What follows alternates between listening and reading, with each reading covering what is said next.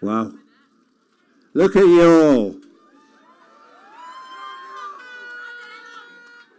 I've actually written some things down, which I've never done before in my life, but I'm taking this very seriously. So, but it's fantastic to see you guys all here today. I feel a real strength and warmth coming from everybody in this little gathering here. And it was a huge honour to walk down the Strand and down Whitehall with you all. So thank you for giving me that opportunity. I know we're here for Julian Assange. All right, bear with me. I've got some names on this piece of paper, people to whom I wish to refer. The first, of course, is Julian Assange himself, a journalist, a courageous shiner of light into the dark places from which the powers that be would dearly like to have us turn away. Julian Assange, a name to be carved with pride into any monument to human progress. Julian is why we are here today, but this is no parochial project. We are today part of a global movement that might be the beginning of the global enlightenment that this fragile planet so desperately needs.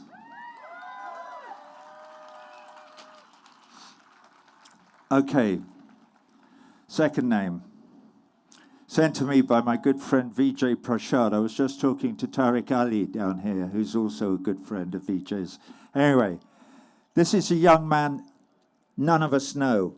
His name is, I suspect, his name is Amir Aziz, and he is a young poet and activist in Delhi. He's involved in the fight against Modi and his fascist, racist citizenship law. I'll read a little bit of one of his poems. Amir says, "Everything will be remembered. Kill us, we will become ghosts and write of your killings, with all the evidence. You write jokes in court, we will write justice on the walls. We will speak so loudly that even the deaf will hear. We will write so clearly that even the blind will read. You write injustice on the earth. We will write revolution in the sky."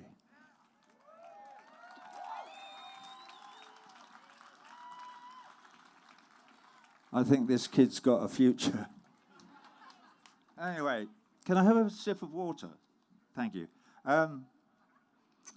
Take this outpouring of the human spirit from India is taking place in a time of revolt when the fetters of propriety are set aside. Thank you so much. Christ, it looks like it's going to bite my nose.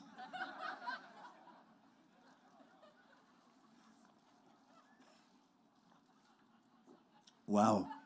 Thank you. Okay. Also, as we meet here in London, across the Atlantic in Argentina, thousands of women are taking to the streets to demand the legalization of abortion from President Fernandez. More power to them. It's not just Argentina. This last year, we've seen major protests erupt across the whole world against the neoliberal fascist regimes. In Chile, in the Lebanon, Colombia, Ecuador, Haiti, France, and now, of course, also in Bolivia, fighting the new US-imposed military dictatorship there. When will we see the name of England appended to that noble list? I sense the scratching of heads in drawing rooms across the home counties. What's he talking about? The man's a bloody pinko pervert. Bloody anti-Semite. What's he talking about? We don't live in a dictatorship. This is a free country, a democracy with all the finest traditions of fair play. Well, I've got news for you, disgruntled of Tunbridge Wells. We like to think this is a free country, but are we really free? Why? When Julian Assange is brought to the dock in the tiny magistrate's court inside Belmarsh prison, there are so many seats occupied by anonymous American suits, whispering instructions into the attentive ear of the prosecution's lead barrister, James Lewis, QC. Why? Because we don't live in a free country. We live in a glorified dog kennel. And we bark and or wag our tails at the bidding of our lords and masters across the pond. What? Well, hang on. I've only just started.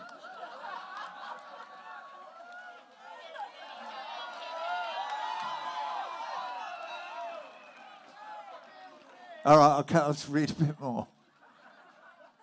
By popular demand.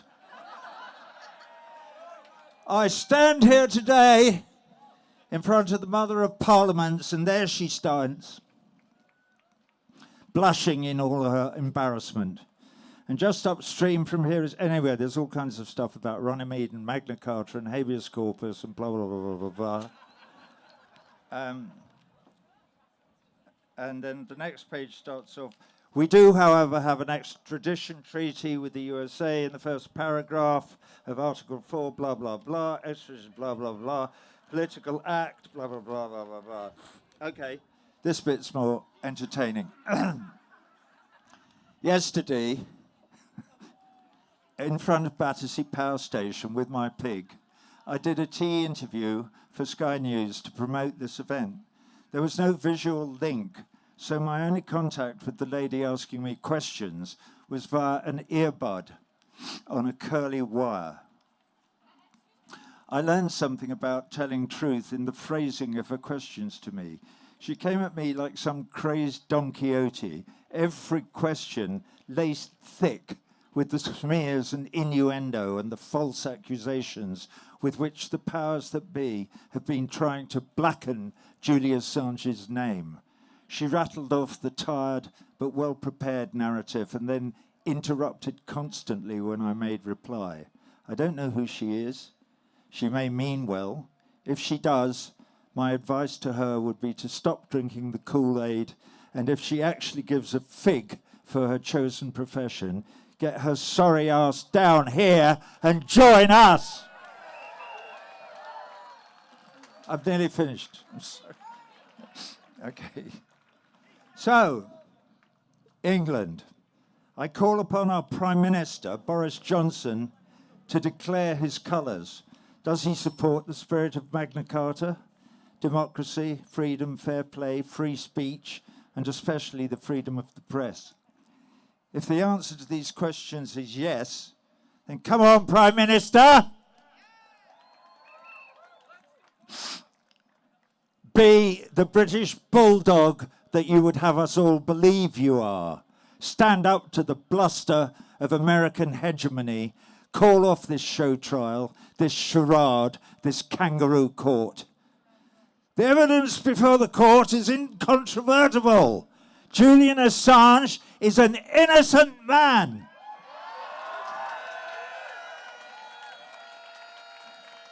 Okay, I've nearly found it. Blah, blah, blah, blah, blah.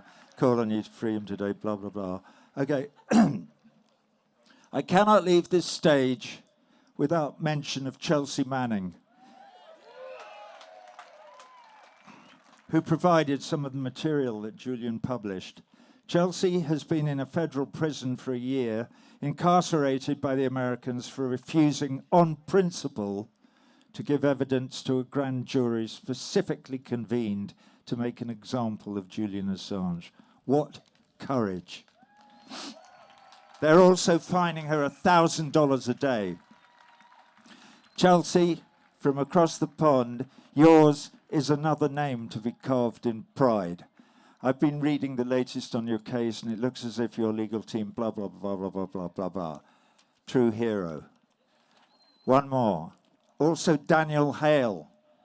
Daniel is a whistleblower you may not know of yet. He was in a great documentary movie, National Bird, Sonia Kennebec, blah, blah, blah, blah, blah, drone program, blah, blah, blah, blah, blah. They pursued him remorselessly, blah, blah, blah, blah, blah, blah, blah, blah. Okay. Oh, yeah, I like this bit. Hang on. Daniels is another name to be carved in pride. Those of us who have never compromised our liberty in the cause of freedom, who have never picked up the burning torch and held it trembling over the crimes of their superior officers, can only wonder at the extraordinary courage of those who have.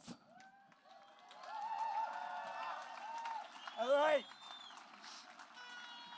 Okay. So, yeah. There are other speakers here, blah, blah, blah, blah, blah, blah, dying of the light, bulldog light, arms, comrade Julian Assange. And when the lackeys of the American empire come to take him, to destroy him, and hang him in the hedge as a warning to frighten future journalists, we will look them in the eye and steadfast, with one voice, we will intone, "Over our dead bodies!"